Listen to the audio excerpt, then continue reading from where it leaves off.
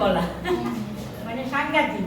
তবে সুর যেমনই হোক, কথাগুলো গান কবির যে কথা লিখে গেছেন সেগুলো আমাদের রন্ধে রন্ধে ঘুরছে ফিরছে।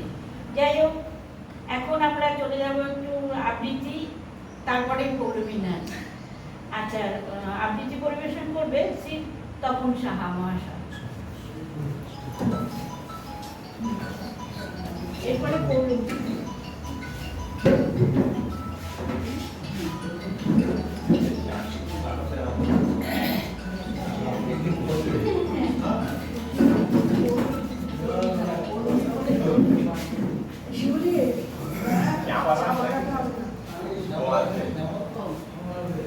নমস্কার। কবিগুরু রবীন্দ্রনাথ ঠাকুরের 124তম জন্মজয়ন্তীতে তাকে আমার সশ্রদ্ধ প্রণাম। 164তম, তাকে আমার সশ্রদ্ধ প্রণাম এবং উপস্থিত সকলকে যথাযোগ্য সম্মান জানিয়ে এবার ছোট্ট কবিতা পাঠ করার চেষ্টা করছি।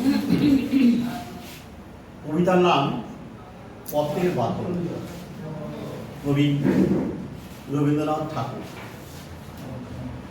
পথ বেঁধে দিল বন্ধনহীন গ্রন্থি, আমরা দুজন চলতি হওয়ার পন্থী। রঙিন নিমেষ ধুলার গুলাম, পরাণে ছড়ায় আবির গুলাম। করুণা ওরায় বর্ষার মেঘে দিগঙ্গনার নৃত্য। হঠাৎ আলো ঝলমল লেগে ঝলমল করে চিত্ত। নাই আমাদের কনক চাপার কুঞ্জ, বন বিথিকায় কীর্ণ বকুল কুঞ্জ।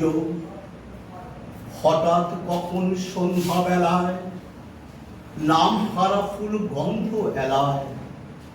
প্রভাত বেলায় হেলা ভরে করে অরুণ কিরণে দীপ্ত।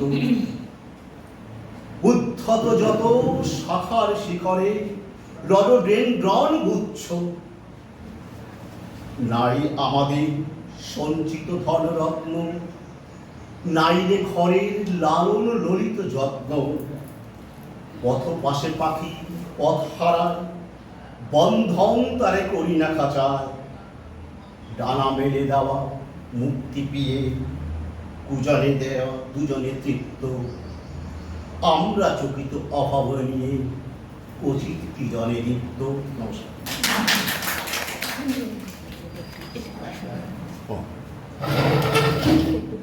কি বলবো সবাই ঠিক আছে? হ্যাঁ, সবচেয়ে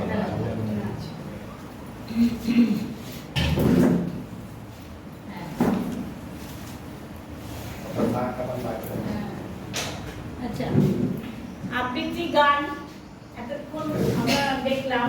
এবার আরেকটু অন্য আঙ্গিকে আমরা চলে যাই। এখন আমাদের সামনে নৃত্য পরিবেশন করবে পৌলমী ঘোষ মহাশয়া। মহাশয়া বললাম যেহেতু কলেজের একজন অধ্যাপক। যাই হোক,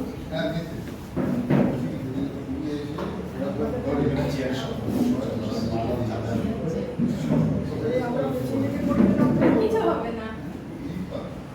কথা হচ্ছে হয়তো আমার এখানে কিছু বলাই উচিত ছিল, কিন্তু রবীন্দ্রনাথকে তো ব্যাখ্যা করা যায় না, মানে ব্যাখ্যা করা গেলেও সেটা আমার অন্তত সাধ্যের বাইরে। শুধু তার ভাবে নিজেকে একটু ব্যক্ত করার চেষ্টা করব। আমি নাচ করতে পারি না, তাই ওই প্রচলিত প্রবাদটা দিয়ে শুরু করছি। জায়গাটা খুব ছোট, মানে ওই নাচ না জানলে উঠোন পাকা, তাই কিন্তু নাচটা অত খোলতাই হবে না, না হলে এমনি ভালো নাচি আমি।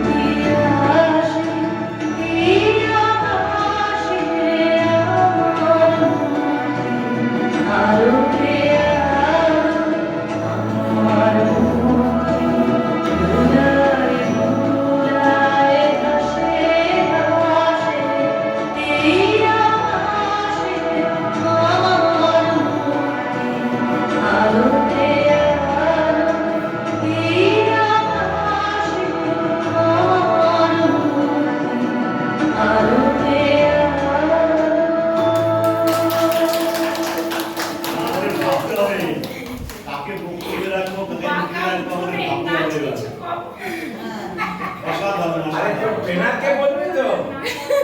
ট্রেনারটাকে? ট্রেনার অশোক ঘোষ। কে? অশোক ঘোষ। তাই? ও বাবা, তাহলে অসুখটাকে তো একদিন নাচ করতে হবে।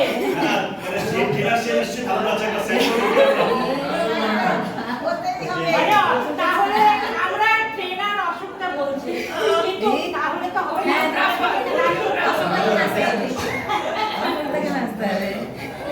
যাই হোক, আমরা এক জগতে মনে চলে গিয়েছিলাম আমরা।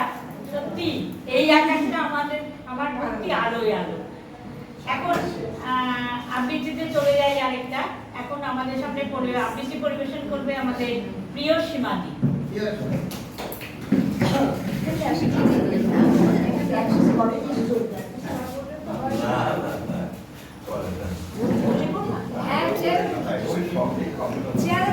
বসো না। অনুষ্ঠানে উপস্থিত থাকতে পেরে কিছু বলতে পারার জন্য আমি সকলকে ধন্যবাদ জানাচ্ছি। আমার শ্রদ্ধা ভালোবাসা জানিয়ে পূর্ববর্তী বক্তার কথাটা রেশ টেনে নিয়ে বলছি, আমার মাথা নত করে দাও যে তোমার চরণ ধুলার। আমি এটি তৈরি করে আসাটাই স্বাভাবিক, তবু যতটুকু পারছি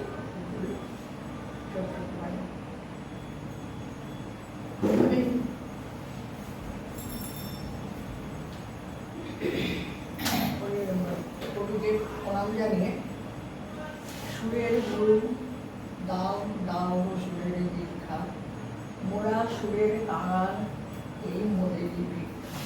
সুরের গুরু দাও দাও সুরের দীক্ষা। কবিগুলো একটা ছোট্ট কবিতা স্বপ্নে। সুন্দর তুমি এসেছিলে আজ প্রাতে, করুণ বরণ পারিজাত রয়ে হাতে। নিভৃত পুরী পথিক ছিল না পথে, একা চলি গেলে তোমার সোনার রথে।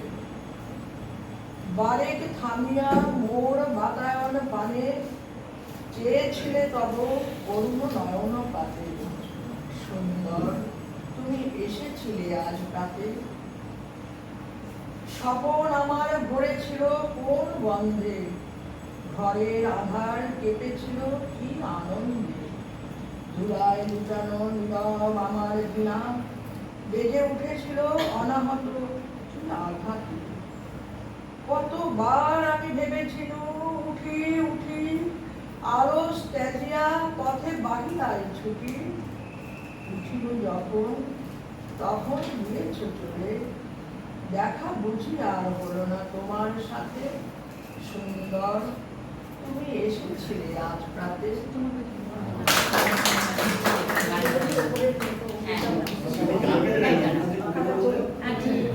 হ্যাঁ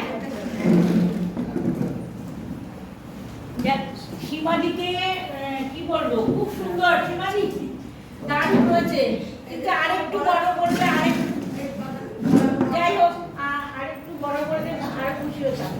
এখন আমরা এবার সঙ্গীতে প্রবেশ করি। এখন সঙ্গীত পরিবেশন করবে মাননীয়া শ্রীমতী দীপ্তি সাহা মহাশয়।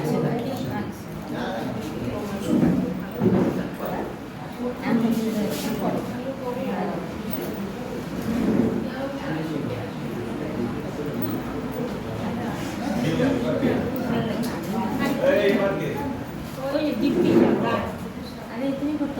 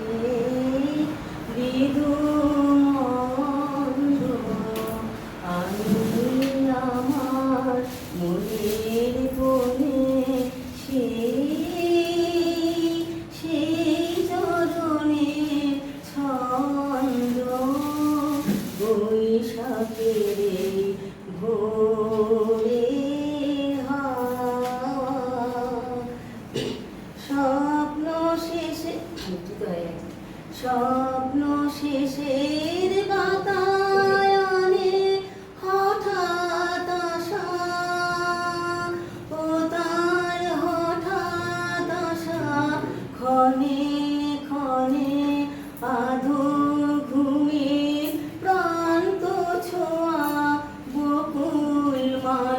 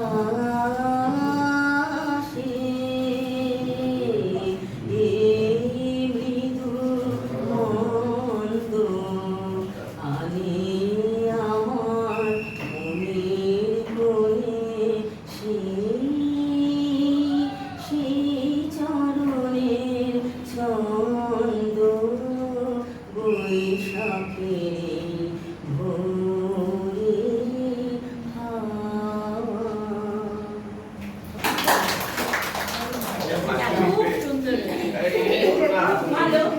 হ্যাঁ, দিচ্ছি দিচ্ছি। আচ্ছা আমরা এতক্ষণ, আবার পরে সুন্দর করে আবার আচ্ছা এতক্ষণ আমরা একটা সুরের মূর্ছনা ছিলাম, এইবার আমরা 5 মিনিট বিরতি নিচ্ছি চা পান, কারণ অনেক ভোরবেলা আছে তো।